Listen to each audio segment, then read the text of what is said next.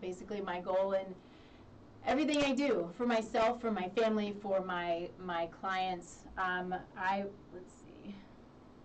I want to. Sorry, too many moving parts in here.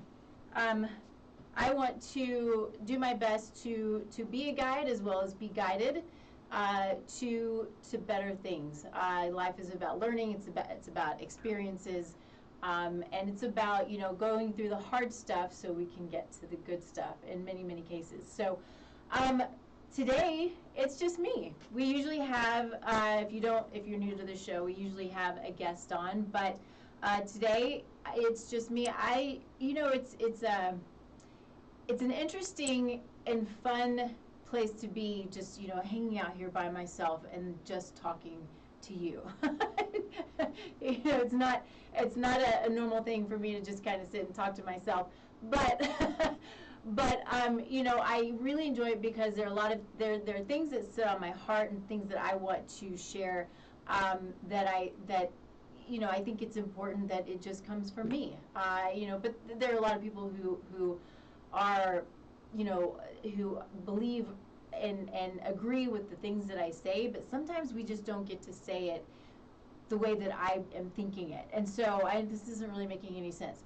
What I'm trying to say is I hear in practice a lot of times that my clients are feeling like their power has been taken away. And I think it's sad. I think it's frustrating. And, I think that there is a way that we can take that power back. And that's my goal with everything that I do, is to help people grab the power that they have, so they can move forward. So, but as always, we start the show with gratitude. I think that what I'm grateful for today, and the reason we start the show with gratitude is because literally gratitude can change the world. If we take a step back and just appreciate even the tiniest things that we have in our life that makes things good. I don't care how small it is. I don't care how big it is. I don't care if it's one. I don't care if it's 1,000. Just being grateful can change your energy, it can change your biochemistry, and then it radiates to all of those who are around us, right? So for today, I lost the phone, Henry. Anyway, so today I'm grateful for the fact that I have finally launched Soulful Conception, which is it has been a program from the heart that has been in the making for a really long time. And I say that, I'll give just a little bit of history, kind of interestingly, is, back when I was in college as undergrad, I took a reproductive physiology course, and that was sort of the beginning of my love for the miracle of life and the miracle that we have the ability to create life. Obviously, we are co-creating with our Creator, but it is this beautiful, perfect, amazing process that we experience and so often just kind of take for granted that it is a miracle that happens every single day, multiple times a day, and sometimes multiple times for us humans. And it's really fascinating and, again, beautiful and miraculous. And so that started my journey, sort of this long and windy journey into the love of reproduction, the love of fertility, the love of how we have the ability to create, or we can create health, or we can create a lack of health. And so much of this, we have this view of procreation that it is, well, it's just going to happen, or, man, if it doesn't happen, then, well, it's my fault for it not happening, right? There are a lot of factors that go into creating little humans, and I think that taking a step back and knowing that you're as healthy as you can possibly be as you're moving through that process, both mentally, physically, emotionally, spiritually, financially, if possible, as healthy as you can be in all of these ways, only helps to create a more healthy little human.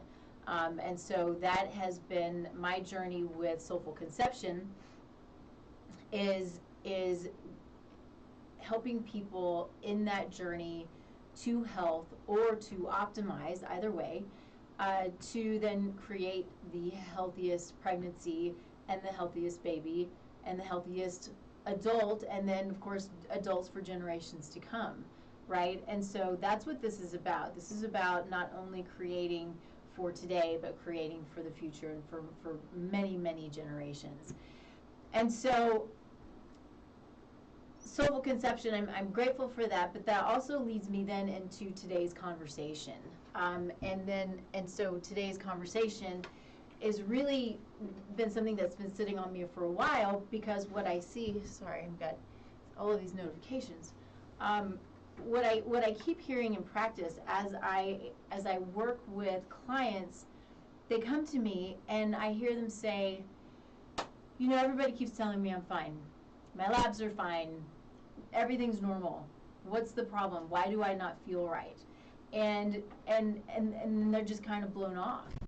And it's a really frustrating place for anyone to be. And it's a frustrating place for me to be, because my goal is to never blow anyone off, right? I don't want to blow off the smallest things, because those can end up being large things. I want to understand what's going on to the deepest level, and where there's a disconnect with, I believe, with conventional medicine and with functional medicine / functional nutrition, is, you know, conventional medicine has been taught to find a symptom and cover it up. Whereas in functional medicine and functional nutrition, we're taught to understand what the symptom, where the symptom is coming from, and then address the cause of that symptom, so the body can then repair and rebalance. And so we have this situation where we have people over-drugged. Drugs are important in certain situations, but we have people over-drugged. We have, what is the stat? I wonder if I put it up here. The stat where, I think I didn't. I was looking. So what is it? 42 million people. I'm not going to say that because I don't remember what it is. Anyway, a huge, huge number of people are on antidepressants. And the data shows, I mean, it is evidence-based fact that you change your diet, you have a very high likelihood of changing your mental and emotional state. And so it's a really interesting situation that we have ourselves in, where we go to the doctor says, well, your labs would look fine, and then we hear the words, so you're fine, or you're just getting older, get used to it, or that's just how you're made, get used to it, or it's the luck of the draw, or I don't know how to help you, or let's put you on antidepressants and see if that helps. And what does that do? What does that do to the patient, the client who is searching, who is sitting there going, I know something's wrong.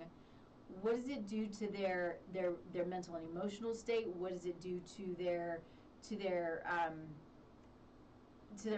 power, right? It literally takes their power away, and they're like, I don't know what to do. I know that this isn't right. And so often they just live life that way, right? How miserable is that? You know, my goal is to find what's happening, what's going on, so we don't have to live life that way.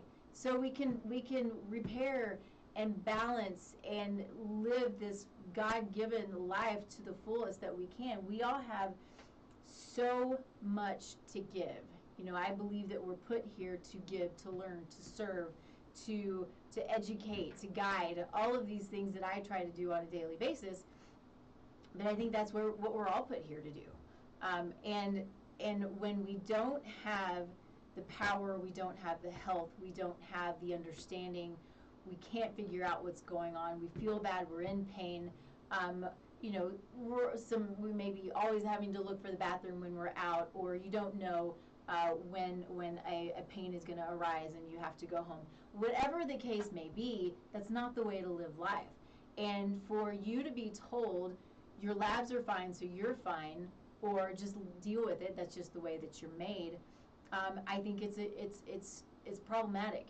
And we need to take a step back and say, I am going to find my team and I'm going to get better. And sometimes it takes a little bit of time to find your team, but it's important to find your team to help you to get to a better place. So I was doing a little bit of, looking around as I was, thinking about this talk today. And there is a quote from Dr. Mark Hyman, who is just as good as it gets. If you don't know Dr. Mark Hyman, check him out. He's just really smart, and he's one of the, I don't know if you call him one of the founders of functional medicine, maybe, but I believe he's one of the founders of the Institute for Function, is where I have some of my training from. And it's great, because it really is, when we're looking at functional medicine, functional nutrition, we're looking for the root cause. We want to understand the body. Disease doesn't just happen. There's always a reason for it. So what he said was, we are amidst a metabolic health and obesity crisis that has taken the world by force, hijacking our biology, creating cellular dysfunction, and ultimately making us overweight, depressed, infertile, and chronically ill. And so, these are the things that I see and I deal with every day. And why is that? We have this, medicine has been, they have this approach that we have disease and symptoms for, it's just mysterious. And there's really no true cause for it. When it is the way that we live life, the way that we view life, the way that we experience life, that impacts our health. And so we take that back to epigenetics. So if you've listened to me at all, you know that epigenetics is this amazing and fascinating part of science that puts the control in our hands, right? And so we talk about our genome. So we had the human genome was mapped out, I think, in like 2001 or something like that. And so the thought was, okay, so that's who we are. We are just our genes. But what we have since discovered is we have locations on top of our genes that turn on and off, and they turn on and off due to lifestyle factors. And I'm talking food, exercise, too much, too little, the wrong food, the right food, environment, sleep, trauma, stress, toxicants in the environment, toxicants that you put on your skin. All of these things turn your epigenome on and off, which is what allows for genetic expression. So we have the ability to create healthy or unhealthy genetic expression. And so when I'm talking about that, we can have the predisposition for autoimmune conditions. We can have the predisposition or the potential, right, the epigenetic potential for autoimmune conditions. I have the epigenetic potential for celiac disease and other autoimmune diseases. We can see that in our epigenome, and we can see that in testing. It's fascinating. We can have certain variants that create more of the potential toward cardiovascular disease, toward diabetes, toward obesity. We can have these variants, but it doesn't mean that they have to be turned on. There is, and I was going to grab her name, but there is a woman in the higher ups. She's in federal government. I believe she's a doctor. I did not do my pre-show prep very well today, but anyway, what she says is the number one cause for obesity is genetics, and it's not entirely wrong, but it's mostly not right. If that makes any sense at all. Because, what we're doing is we're saying that what we eat doesn't matter, that how we deal with stress doesn't matter, that that how we sleep doesn't matter, that if we are overweight, it's just the way that it is and there's nothing that we can do about it. And that's a lie. It's a huge lie, and it's sad because it again takes the power out of our hands. We have control. Now, going back onto the obesity train, for lack of a better word, it's also in part not our fault because of the way that our food system is today. So we have food that is fake food. We have food that the body doesn't know it's food. So we have this highly ultra processed food that we take and we overeat. So it doesn't allow for the right hormones to turn on and turn off our hunger hormones. It doesn't allow our body to work. So what the data shows is that if we eat ultra processed food, we actually take in an extra 500 calories a day by eating ultra processed food because our body doesn't recognize it. Now, does it not recognize it because it's not nutrient dense? Potentially. Is it not recognizing it because it doesn't allow for the body to turn these hunger and satiety hormones on and off? Potentially. I think it's a lot of those things. But we can be obese, we can be overweight, and still be undernourished. And I have to talk to my bariatric surgery clients about this too. Is the likelihood of being undernourished is very high because there's not the ability to process the nutrients that are in their food. So back to it.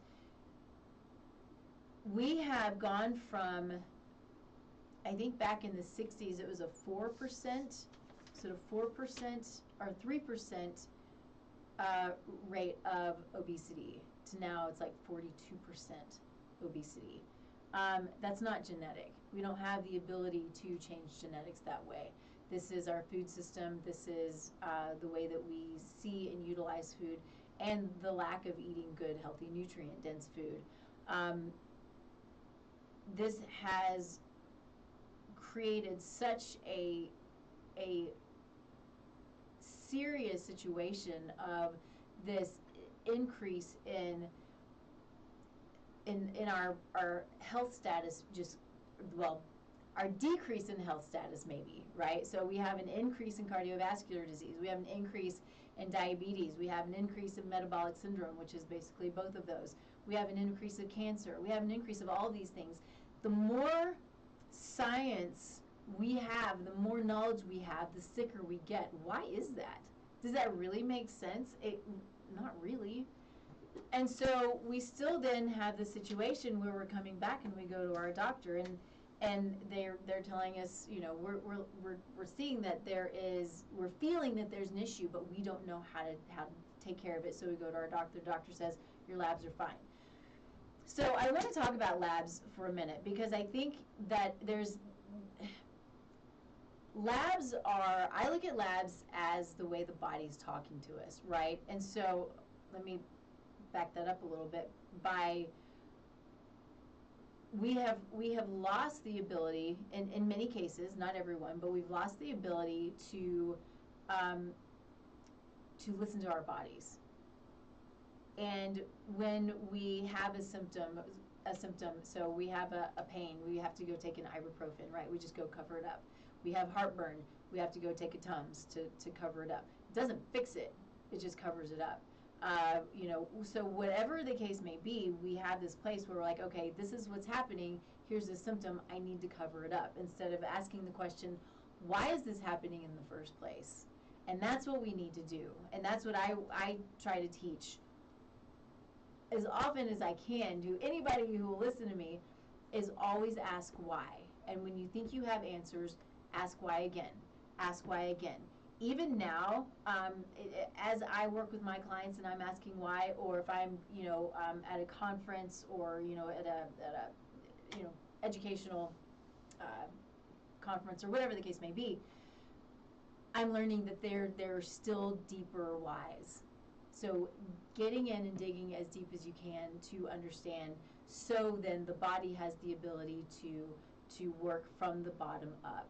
I say this a lot, but you know, if you imagine a tree, you've got the roots and you've got the branches and the leaves and everything up here.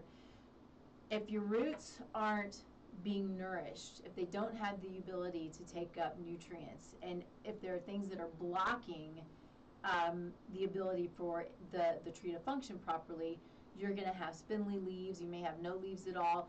You know, you're going to have your branches that start to break off and die because they're not getting the nutrients that they need. So when we're looking at root cause, that's what we're talking about. So for us, we're looking at sleep and stress and microbes and infections and toxicants. You know, again, there are toxicants in our air, and I can't say it enough. Look at what you're putting on your skin and on your body. It's not just about what you eat, which is huge, but look at what you're putting on your skin, washing your hair with, washing your clothes with, you know, what you're putting in your yard. I mean, we don't need all these poisons and toxins in our yard.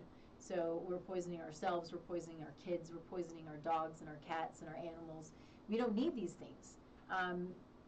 You know, if anything, if you got a bunch of dandelions in your yard, pick them and eat them. I mean, and that's what a lot of the weeds are.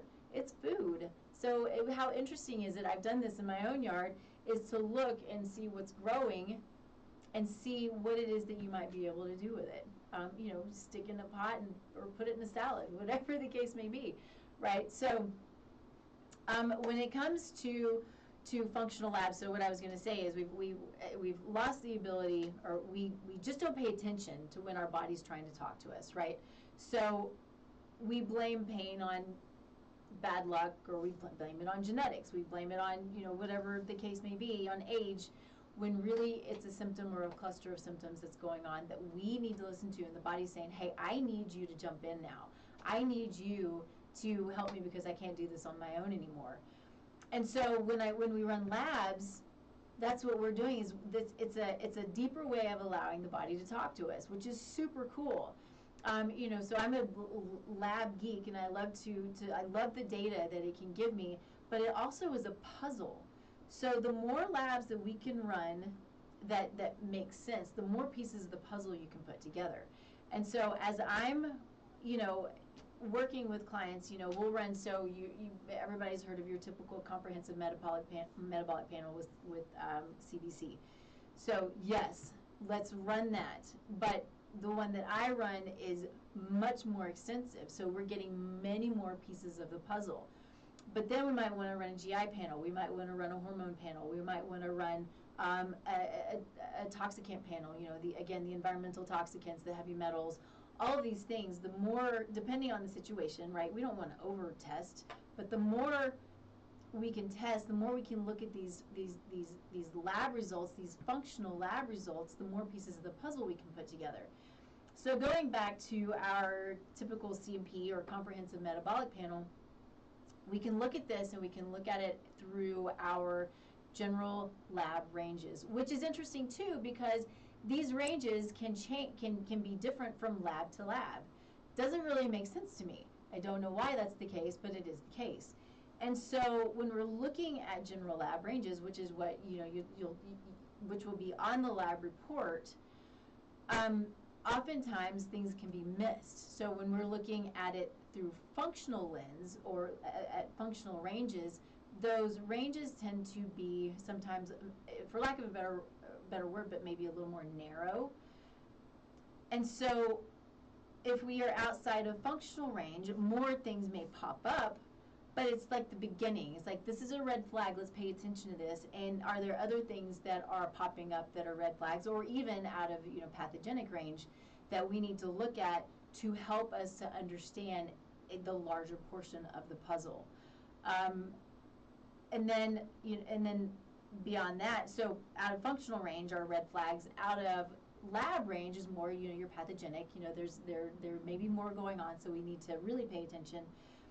But understanding functional ranges is so important, because more things will come in, will have a tendency of coming up, and you can start to think, okay, now maybe we need to run this lab, because this is an early indicator of whatever the case may be. We need to run this lab so we can understand more of what's going on. So it helps to point us in directions of what could be happening. And then we look at other types of, so this is, more of your general conventional lab testing. But then we look outside of that and we're looking at things like a stool analysis. Nobody likes to do stool analysis. It's no fun, but it can give us more information than so many labs out there. So I run this on basically every client that I have who comes through the door. Why? Because if we understand what's going on in the gut, there's a higher likelihood of understanding what's going on everywhere else. So if we have dysbiosis, which is an imbalance in your microbes, if we have parasites, if we have worms, if we have gallbladder dysfunction, if we have pancreatic dysfunction, if we have, there are a ton of things. This report that I run is sometimes 70 pages. Now, it doesn't mean we need every bit of that information. A lot of it's a little bit repetitive. But if we want to understand our microbiome and why it's functioning as it is, we need to understand the bugs that are there, right? That's understanding our microbiome. We have bugs, even if they are healthy and are supposed to be there, sometimes they can become what they become opportunistic. So they are, they're normal, they're healthy in smaller amounts, so our microbiome gets out of whack, and then they are opportunistic and they have a tendency to flourish, which can create problems. And then of course we have just your plain out, pathogenic bugs that can create a lot of problems too. And we all have them, right? We all have the potential of having them. Even if we live here in the United States, we have the potential of having worms. Many of us have worms. We don't eat the way that we used to eat that are typical anti-parasitics and antimicrobials like we used to eat, however many hundreds of years ago. With this industrialized society that we live in, where we eat food that's not really food, we're not eating the things that help our bodies to cope with invaders, right? So whether they're worms or whether they're parasites or whether they're just microbes that aren't supposed to be there, we don't really have the ability to cope like we used to. Our farming methods are in shambles. Conventional farming methods are in shambles. Same with ranching, and we're eating food. Even if it's a piece of meat, we're eating food that is unhealthy, and the unhealthy of that animal biochemically translates to us. So same thing with us. I don't know that I'm going to get too deep into that right now, just because I have in other shows. So feel free to check it out. And anytime I talk about meat, anytime I talk about fat and dairy and those things, I get into why they're a problem, why conventionally they're a problem, and we need to really start to take a step back and look at beyond organic farming and get into the regenerative farming and getting back to basics. That's really what it is. The way that we used to work the land, the way that we used to raise animals. I will say, I say this a lot, and I think it's just so important to understand that I believe that we are meat eaters. We're not carnivores, but we need to have meat. Too many things are missing if we don't have meat. With that being said, I am a huge animal advocate. I believe, my master's degree is in animal science, right? I teach people to feed dogs raw. I think that I'm a huge animal advocate. We are here to serve these animals while they're here, because in the end they serve us, especially those that are food animals, cows, chickens, pigs, so forth. So we should have them on land where they're only grass-fed, entirely grass-fed. We should have chickens on land where they're able to peck at worms and be in the sun. We should give them what God created them to have, because that serves us in the end also. So we take care of them. They're serving us with their health and with their being food, right? And so it's really important to take that to heart. We should be eating animals that are as healthy as they can possibly be, because that only benefits us. So, which means we need to take care of them, right? We got to take care of these guys. So back to lab work. You know, when we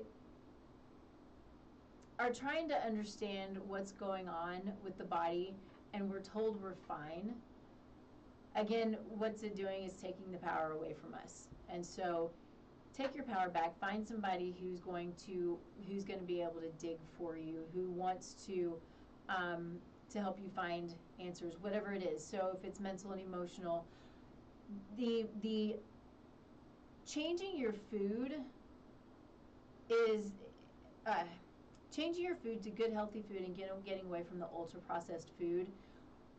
The likelihood of it changing your mental and emotional state skyrockets. So if you're dealing with anxiety, if you're dealing with depression, you know, especially, gosh, I have so many people coming to me after the whole COVID debacle and saying, you know, I'm just in this place now and like I can't get out of it. So, you know, let's look at food, let's look at stress, let's look at all of these other factors and how can we support the body in order to get over the hump of depression and anxiety, because that's what it is. It's another symptom. Depression and anxiety are a symptom. It's a symptom of something deeper. So, is it a symptom of something deeper? What's the inflammatory process? Why is it happening? Right? Inflammation is the key, but we got to ask why the inflammation's there. So, are you absorbing your nutrients or not absorbing your nutrients? Is there a gut issue? Is there you know, a microbial issue? Is there, you know, mycotoxin exposures? There, you know, I'm here in Colorado, we live in a fairly dry climate. We still have people, I see it all the time, who are exposed to mycotoxins and don't know that mold here can be an issue, and it can be a huge, huge issue, and it doesn't just go away. Interestingly, though, epigenetically, some people have the variants that make them more or I guess less tolerant, more susceptible, whatever you want to call it, to mycotoxins. So two people might live in a home where there are mycotoxins or might eat food, you know, there's, you know, coffee and grains tend to be really, really high in mycotoxins. So if you don't know what mycotoxins are, it's just mold, right? But it's different types of mold, lots of different types of mold out there that can be super problematic. But if you're in a home and you have mold in your home, you may have two different people that are exposed. One person may have no reaction, the other person may have massive reactions. I had a friend who I was talking to the other day, and I hadn't seen her at the gym in a while. I was like, what's going on? Where have you been? She said she's just dealing with this massive mold exposure, and she's not been able to eliminate it. It's not easy. It's not easy to eliminate, and it often goes undetected. And so it can be as simple as having allergies, but it can be as deep as pain and GI dysfunction and brain fog and you know, all of these things then moving into your really serious issues, potentially Alzheimer's and Parkinson's and these things that can happen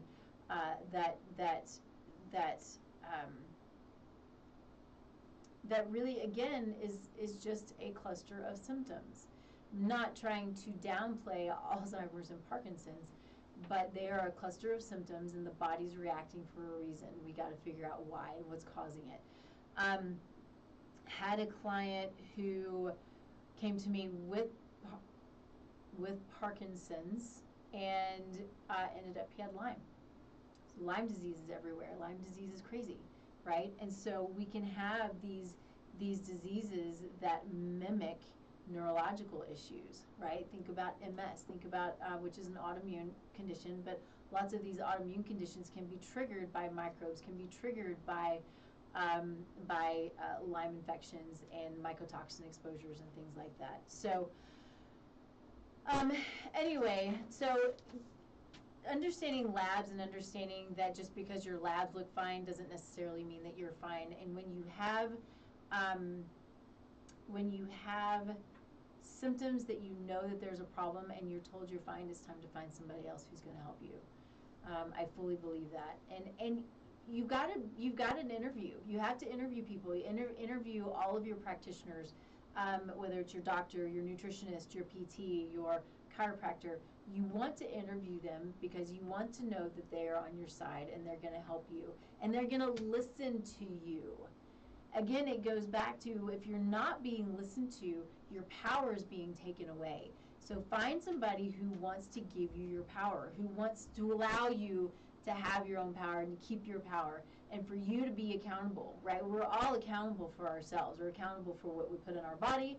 We're accountable for the way we react to things. We're accountable for the way we treat people. You know, we are held accountable, and we should be held accountable. And so that's empowering, to be held accountable. I have the power in my hands to be healthy for the most part. Genetic conditions are 3 to 5% of the diseases that we deal with. Everything else is lifestyle. So the power is in my hands to be as healthy as I can possibly be. And nobody's perfect, right? We still got to live a life. And I want to make sure that I'm very clear about that, because I'm certainly not perfect. And to say that, I should tell you about this, because it's really fun when people are creating new and fun things. Anyway, so I went to a networking event last night, and there was a man there, and the company is Mountain High Pie. And it actually is moonshine. So interestingly, but it's really mild, but he takes the moonshine, the alcohol, and then he puts natural juices in it. So it's, one is apple pie and it's delicious, and one was peach cranberry and it was delicious. Anyway, just really fun. I'm not advocating for a bunch of alcohol intake, but it's social, it's a fun thing, and it's what we do, and tasting it is really kind of fun. But if you're here, or if you're anywhere and you want to check out some Mountain High Pie, pretty good stuff, interesting, low alcohol content, so that's good. But anyway, so super fun. So the point is that I'm not perfect, and nobody is perfect, and the expectation is never perfection. But knowledge is power, and knowing and having the knowledge so you can make decisions, whether they're the right decisions or the wrong decisions. That's what's important, because if you have the knowledge and you decide, I'm going to go try a little Mountain High Pie, then so you do. And you're like, okay, so I don't drink tomorrow, or whatever the case may be, right? Or if it's a cookie, or if it's pasta, or whatever it is, if it's, using something on your skin that you shouldn't use, whatever the case may be. Nobody's perfect, but having the knowledge so you know how to make the decision, that's what's important. And so there was something that stood out to me, and this is really kind of off topic a little bit, but I had not thought about this, and I talk a lot about the toxins that are in our food, the toxins that are in our skincare products, kind of like the things I was just saying. But what I've never thought about are the toxins that are in our gum. So super interesting that microplastics are found in gum. So if you have a habit of chewing gum, you're eating microplastics. Why? I don't know. It's insanity to me. But plastic is an amazingly toxic substance, both to our mitochondria, but also to our endocrine system. And so, I was talking earlier about soulful conception, and we have men and women who are dealing with these fertility struggles, or these hormonal imbalances, and it's because the endocrine system is so whacked out, right? The hormones are all over the place. So our endocrine system is what produces hormones, and our hormones are little communicators, right? It's how they talk to each other. And our sex hormones, of course, are super important for natural, healthy procreation, as well as our, especially women, our cycles, our monthly cycles, and so forth. And it's not normal to have extreme PMS symptoms. But we're seeing more and more people are dealing with extreme PMS symptoms, or the inability to get pregnant, or, unfortunately, loss, right? or the inability to create the sperm, the healthy sperm, the sperm count, the sperm motility. All of those things are subject to our endocrine system. And so if plastics are these amazing endocrine disruptors, and so just to take a step back, estrogens, so plastics are considered estrogen mimickers or xenoestrogens. We also have metalloestrogens, so heavy metals can create these estrogenic responses as well. But what happens is we have our cells, we have estrogen receptor sites all over our cells, on all of our cells, all over our body. This is for men and for women. And so what happens is these xenoestrogens attach really, really tightly to these estrogen receptor sites, not allowing for our own innate estrogen to do its job. So we end up with these massive fluctuations and the inability for our body to function properly because our hormones are so out of whack. And so what we're looking at is, if we're gum chewers, what it's shown is the plastics in the gum significantly decrease sperm count. If you listen to the show last week, or I think it was the week before, we were talking about the decline in male fertility.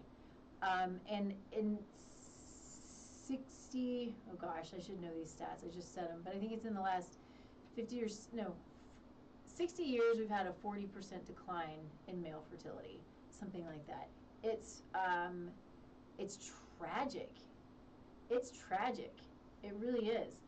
And a lot of it is due to all of these things that we're dealing with that our body doesn't know how to deal with. So it could be the xenoestrogens, it can be the EMFs that we're dealing with on way higher levels than our bodies know how to handle.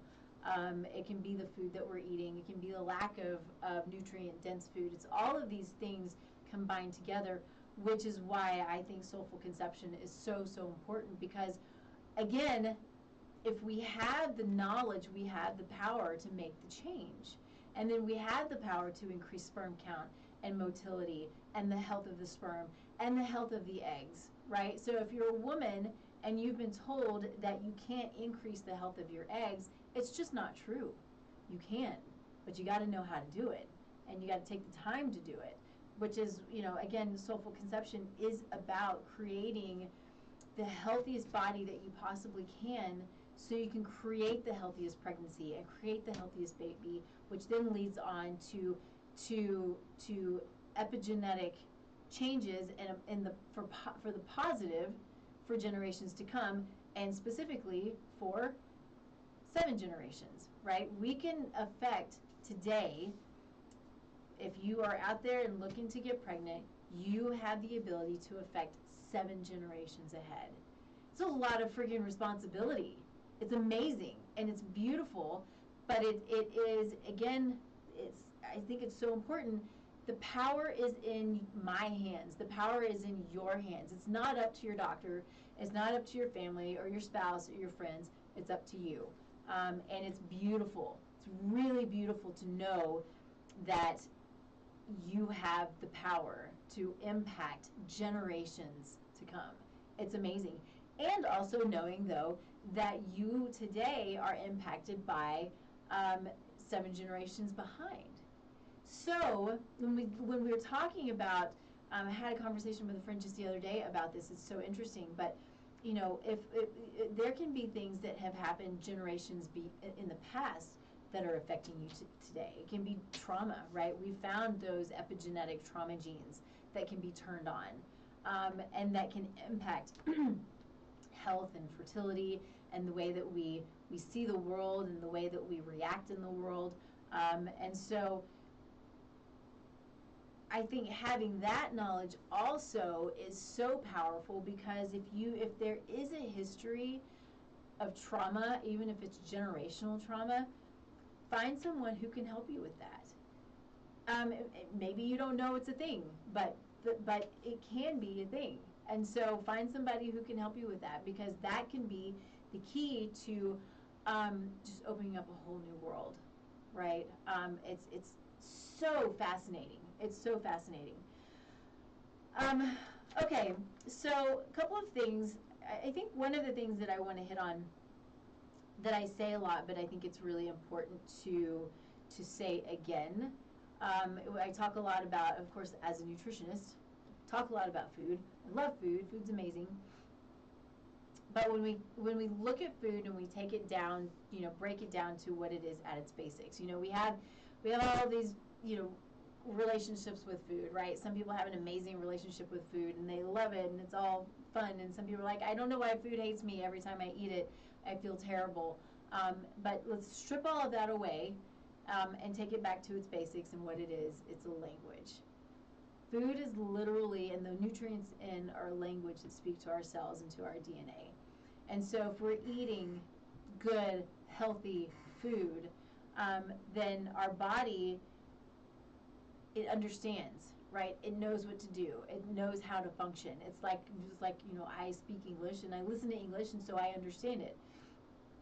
If we're eating unhealthy food that is full of toxins, full of colors, which are super toxic and potentially carcinogenic depending on the coloring, preservatives, chemicals, food that's not actually food, it sends a really unclean, broken line of communication to our cells, to our DNA, and in time our body's going to be like, I don't know what you're telling me anymore. This is where we go back to, we need to listen to our body, because it's going to start knocking on that door and saying, hey, there's something up and I need you to help me. I need you to step in because I can't do this on my own anymore. It's like an airplane, right? We've got all of these redundancies. The body has all of these redundancies, and it can go and go and go and go and go until it can't go anymore. And then you have then it starts to break down.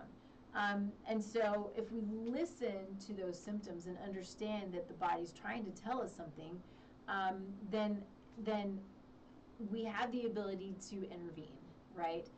And to get back to this, because I think sometimes it helps people to understand a little bit better, is when we're eating this unclean food and food's full of chemicals, it's almost like the food is speaking Spanish to an English-speaking body. It's like, I don't know what you're trying to tell me here, so I don't know what to do, and I don't know how to function anymore.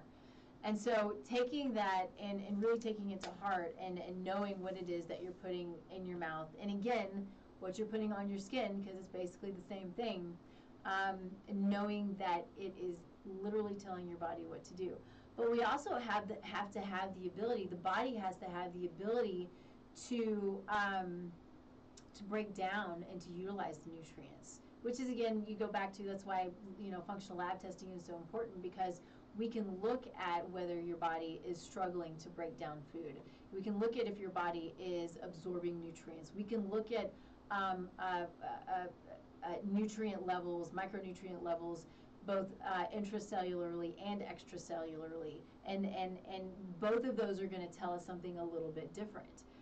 And so we can start to get a clearer picture of why things are happening and how we can address those in order to allow the body to move into homeostasis, right, where you're not experiencing the symptoms anymore. Sometimes it's super simple and sometimes it's not.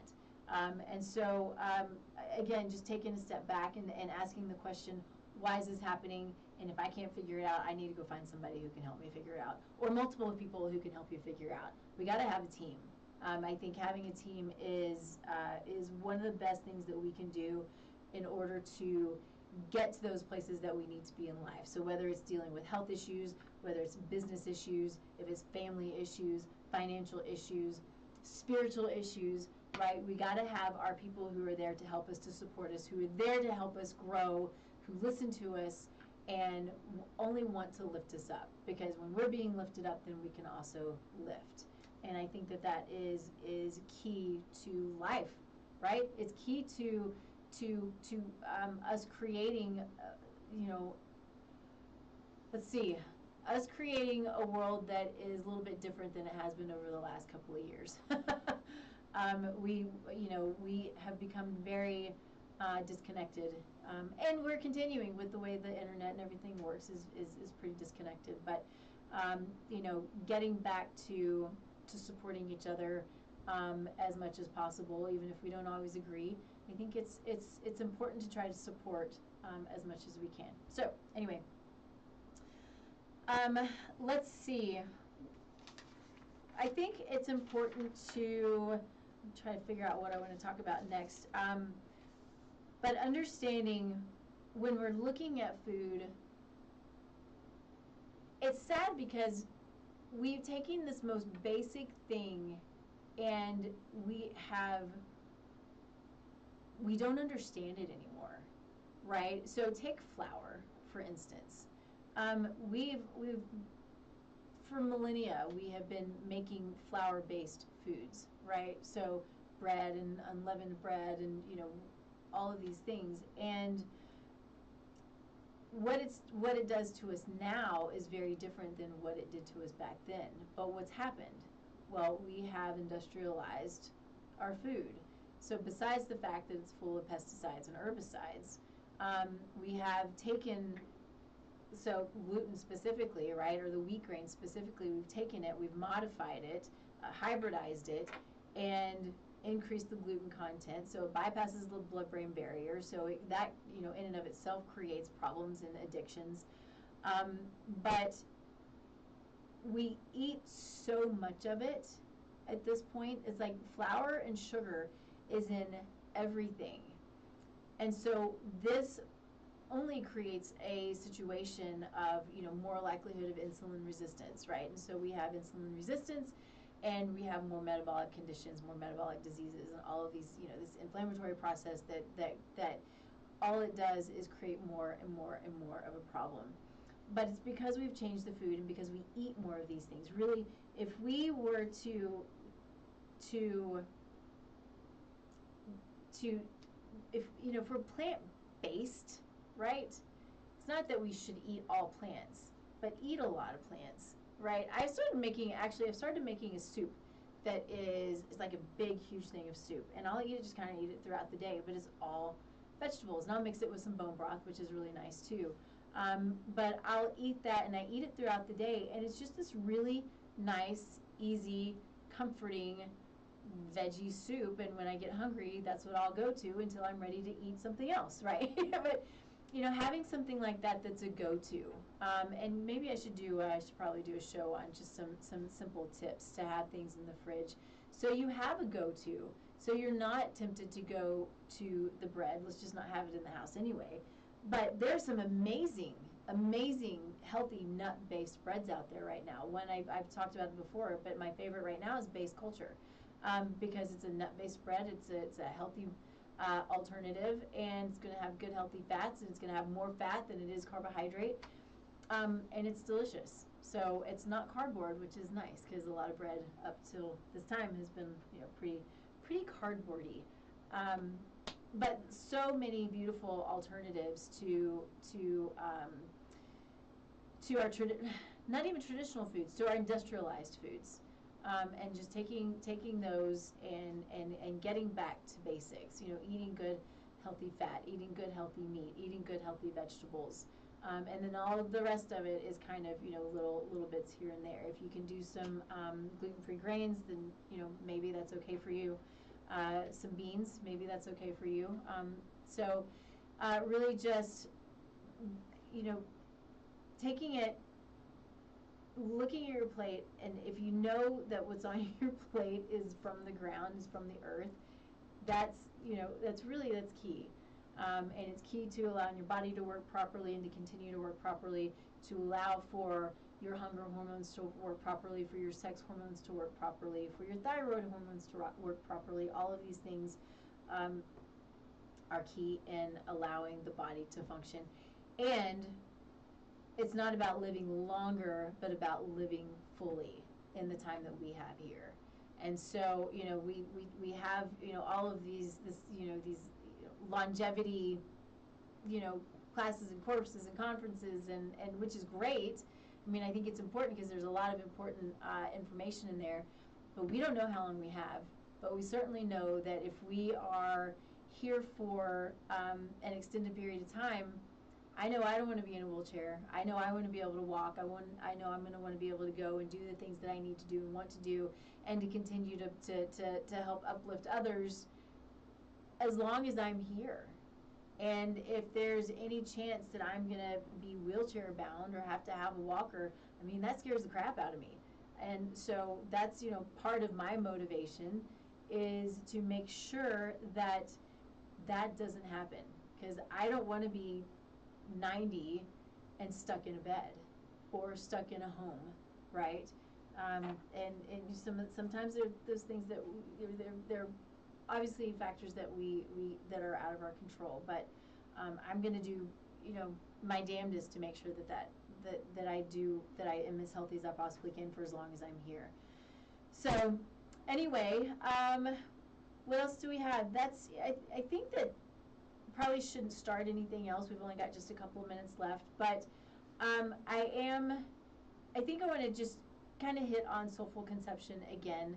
This is a program intended for women and for men. It does speak mostly to women, but it's so important to make sure that we're including men's health as we're talking about procreating, as we're talking about preconception planning. There are some simple things that we can do, and there's some not so simple things that we can do to ensure that we're doing everything possible to create that healthy pregnancy and that healthy baby.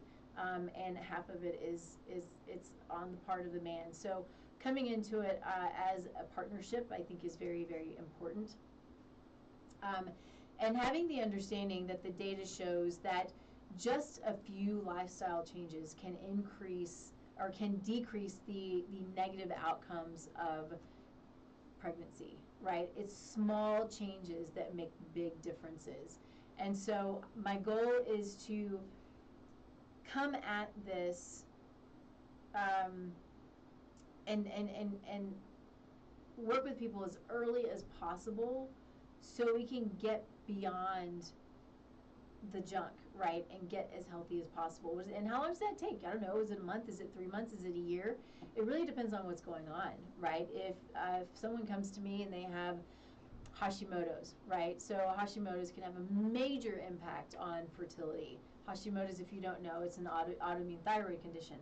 So if we're dealing with something like that, it might take longer to get healthy to make sure that we can that she can hold on to that pregnancy.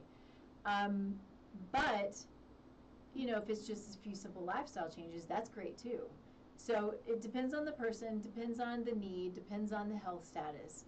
But doing everything that we can today makes a difference for later on, right? It makes a difference for generations, which is, again, it's super fascinating, super intriguing, and it really can make a difference. We're in a place in our health right now, and I said this earlier a little bit, but I think we're sicker, we're living longer. Well, not after COVID, we're not, but we have been living longer, but we are also sicker, and we don't have the immunity that we should have. We don't have our bodies don't function as well as they should because of all of these things that we've discussed today. And there are other things as well, but I always want you to know that sometimes it's important to look outside the conventional. And that's the goal of this show too, is to, whether it's by me or by a guest I bring in, it really is about bringing to you the people who are the very best at what they do, who maybe are not conventional, but maybe have the ability to help you with whatever your situation is, right? So lots of different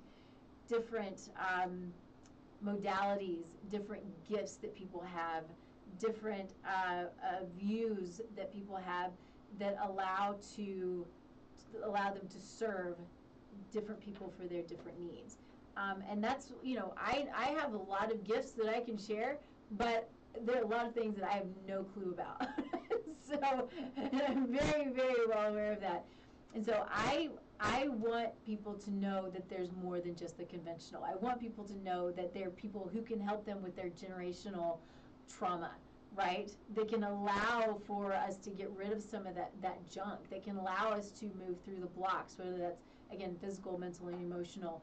That can help us through financial difficulties, spiritual questions, that kind of thing. So finding the people who are your people is how we can lift each other up and how we can be better. And that's really, you know, one of my few purposes here is to do my best to bring goodness, whether that's through me or through other people, to continue to spread goodness, right? And spread health and spread understanding, and continue to give and continue to serve and have some fun, right? This is, you know, part of feeling good is having fun, and fun is a good thing, and laughter is a good thing. The last thing that I'll say on laughter, some of you know I lost my mom a couple of years ago, a year and a half ago, and I was reading a book on the stories of people who healed their cancer outside of the conventional, and what they did to heal their cancer. And one of them that really struck me was a woman who healed her cancer through laughter. She didn't do any kind of conventional treatments, and I'm not saying that conventional treatments are bad. Everybody's different, and everybody does what they need to do for themselves. But she took to heart the fact that we don't laugh the way that we should, and we don't laugh as often as we should. And really laughter is so healing. And so take that for what it is. Laugh some more. Enjoy your life. Enjoy your food. Eat good food. Healthy food can be delicious. A lot of people don't think that's the case, but oh my goodness, healthy food can be delicious. So take it. Also, know that if you're making changes, if you're making lifestyle changes from the fast food or the junk food to the more healthy foods, know that you're not only doing it for you, but you're doing it for your family. If you are a childbearing years, you're doing it for generations. These are the things that can save lives, literally can save lives. And I think it's important to know that, again, power's in our hands, right? Power's in your hands. So take it, love on it, enjoy it. And I think I'm by myself again next week. So we'll talk about some other fun stuff. But I'm always here to be of service. If you have questions, please feel free to reach out, whether it's to tastelifenutrition.com. I have a free assessment you can take, and I reach out to you personally, and we chat about it and see where we might be able to help. If you have questions about Soulful Conception, which is purposeful living, soulful, F-U-L-L, purposeful living for a healthy body, healthy pregnancy, and a healthy baby, I would love to talk to you about that. I have, just like with the show, lots of really cool, amazing experts who are part of my team to help you through that preconception planning process. Really, really good stuff. Super excited about that. And then, of course, you can always reach out to me via, Facebook or Instagram or any of those places. I do my best. Not always great, but I do my best. Anyway, have a wonderful day. Have a wonderful weekend. We'll see you same time, 10 a.m. Mountain Time, streaming live here on KUHSdenver.com. And then, of course, turning into the Taste Life Nutrition Podcast. See you later. Bye, everybody.